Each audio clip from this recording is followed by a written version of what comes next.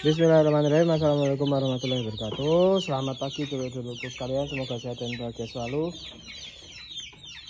Ini udah jam setengah 8 atau jam 8 kayaknya. Mereka belum makan ya lur ya. Karena ini sampai ngos-ngosan apa. Karena ini lagi eksperimen, jadi teman-teman ya nggak perlu ngikutin gitu kan, nggak perlu ngikutin. Jadi kemarin saya dapat masukan bahwa seperti video sebelumnya, coba kasih makannya agak siang gitu kan, maksudnya pas sudah terang-terang banget. Ini insya Allah termasuknya terang lah, termasuknya terang ya. Jadi dikasih masukan untuk ngasih makan pas agak sedikit lebih terang gitu kan. Biasanya kan jam 6, jam setengah 7 paling siang gitu, jam setengah 7 aja hitungannya wis kesiangan gitu kan. Sekarang kita kasih makannya agak siangan gitu. Nah terus di samping itu juga kebetulan kan harus masak dulu kan, ya wis lah. Jadi sambil bakar kayu, tadi kayunya udah turun, langsung tak tumpang ke panci isi air gitu. Jadi kalau udah sedikit gelupuk-gelupuk gak usah sampai mendidih banget lah, yang penting udah ada suaranya gitu. Nanti kita masukkan pakan bekasnya itu. Nah, kita pakan bekasnya pakai apa mas? Kita pakai biasa kulit lumpia, terus ada ampas kelapa, terus ada nasi bekas juga. Nah buat teman-teman yang kesulitan menemukan pakan bekas, ya silahkan datangi pasar tradisional terdekat kalau pagi-pagi gitu kan. Kenapa mas kok harus pagi-pagi ya? Pagi-pagi kan biasanya ada tukang parut kelapa gitu kan. Terus yang gatal ya, yang tinggal ampas-ampasnya tok itu kan. Nah ampas-ampasnya itu coba dibeli. Nah belinya tuh gini aja, aku nggak tahu sih, kalau kiloan kan dia basah, jadi kalau beli kiloan tuh kayaknya agak nggak masuk akal. Yang jelas gini lah, ketika dia ya harganya dikira-kira aja lah, karena kan pakan bekas gitu kan, kurang lebihnya ya kira ya kalau bisa sih sekilo 1.000 ya kemahalan nggak sih. Kadang minta boleh kok lur, kadang minta boleh, tapi kan semakin banyak yang minta terus akhirnya kan pasti ada 1-2 orang yang bayari gitu kan. Nah, daripada diminta tak bayar wes semene gitu kan. Nah sebisa mungkin harga yang dibayarkan itu nggak lebih mahal dari harga dedek lah. Paling rendah kan makanan tuh harganya harga dedek gitu kan, jangan sampai lebih rendah dari dedek gitu. Terus boleh pakan apapun. Nah kalau misalnya syukur-syukur teman-teman dekat sama tetangga, kebetulan tetangga nggak pelihara ayam gitu kan, saran saya sih ya wis kasih nitip plastik ke tetangga, terus bilang bu kalau ada nasi bekas minta tolong dipisah. Ya memang di budaya Indonesia itu seperti itu nggak sopan ya lur ya, cuma ya kita mau nggak mau kan harus merevolusi cara berkomunikasi gitu kan. Kalau misalnya nggak mau malu terus minta kayak gitu ya kita nggak bakal bisa maju lur. Maksudnya kan toh yang diminta kan yang makan bekas gitu kan, maksudnya bukan ini. Syukur-syukur nanti teman-teman bayari, atau pas panen nanti dibagi ya ayam 1 atau 2 atau 3 ekor gitu. Kalau misalnya teman-teman panen 100 ekor ya per panen ya bagi 2 ekor buat keluarga itu. Ini tak kasih bu gitu kan.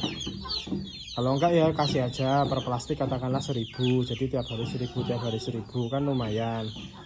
Maksudnya lumayan murah lah, dihitung-hitung kan, daripada teman-teman beli dedek gitu yang banyak, mending seperti itu. Itu kalau teman-teman kekurangan pakan bekas, ya nggak usah maruk-maruk, pakan bekas tuh banyak. Terus nggak usah dipul juga, karena dipul malah jadi penyakit, karena itu makanan udah basi, udah berjamur, udah banyak bakterinya gitu, makanya harus direbus. Kalau nggak direbus agak susah kan gitu ya lur ya. Jadi itu saran dari saya bagaimana cara mendapatkan pakan bekas. Ada lagi misal cari sales susu formula itu kan banyak kan. Nah itu biasanya kalau kadar luasa itu susu formula itu bisa buat campuran pakan juga, cuma saya nggak yakin. Maksudnya kalau susu bekas itu kan proteinnya tinggi banget. Nah saya nggak yakin di perut hewan itu aman atau enggak, karena manusia sendiri misal kalau aku minum susu bir brand 2 botol sehari pasti mencret. Ya mungkin teman-teman ada yang enggak, tapi kalau saya sendiri mencret. Kalau anak saya kebanyakan minum susu pasti kotorannya encer gitu kan. Nah Itu nggak tahu baik apa enggak. Kalau enggak roti bekas lur. Jadi kalau misalnya ada apa namanya, ada toko roti bekas, kalau yang profesional biasanya roti bekas kan di apa namanya, di kayak dimusnahkan lah, langsung di apain ya, kayak dikotorin atau di pokoknya biar rotinya nggak bisa dimakan. Nah, karena kan kalau dikasih cuma-cuma ke orang, nanti orangnya tuh mikirnya wes ah nggak usah beli roti gitu kan, nanti juga ada bekasannya, terus dilarang karyawannya bawa roti ke rumah, itu kan biasanya gitu. Nah, roti bekasnya coba ditembung aja lur, ditembung, Bu ini saya punya peternakan ayam, ditunjukin fotonya gitu kan, saya butuh roti bekas sekian sekian sekian, boleh nggak saya beli Bu dengan harga sekian, katakanlah sekilonya, karena roti ya sekilonya maksimal 5.000 misal. Kalau misalnya oh silahkan Pak, apa silahkan Mas, dibeli aja nggak apa-apa, harga sekian, kalau harganya masuk ya wis bawa, jadi rutin aku dari situ.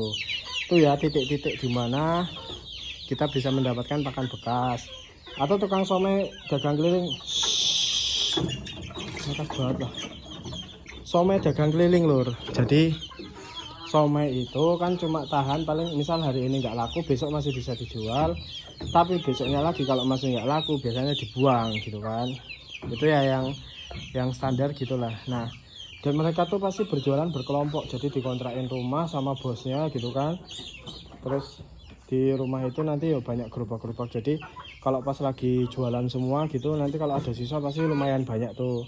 Pas saya tanya biasanya diapain ya, dibakar gitu kan, dibuang, dicomberan dan lain sebagainya. Itu bisa jadi pakan ayam juga, tapi jangan lupa direbus karena baunya katanya lumayan menyengat gitu kan. Kalau baunya menyengat ya wis direbus terus campur dedak, nanti pasti baunya insya Allah nggak terlalu bau gitu. Mungkin teman-teman ada yang punya info lagi di sebelah mana aja, maksudnya titik cara mendapatkan pakan bekas itu dari mana aja. Kalau teman-teman ada di desa terus nanam singkong, daun singkong juga bisa. Ada kangkung di pinggir kali ya dipetik-petikin nggak apa-apa gitu kan, direbus terus kasih makan ke ayam. Kalau ayamnya nggak doyan kasih garam terus campur dedak terus kasih lagi gitu kan. Kalau nggak doyan lagi ya wis jangan dipaksakan. Daun-daunan memang agak susah sih, cuma ya bisa aja gitu kan. Terus apa lagi ya, pakan-pakan bekas ya, buah-buahan busuk mungkin kalau teman-teman mau ngambilin di pasar, misal mau ngambilin buah-buahan busuk diambil aja dulu.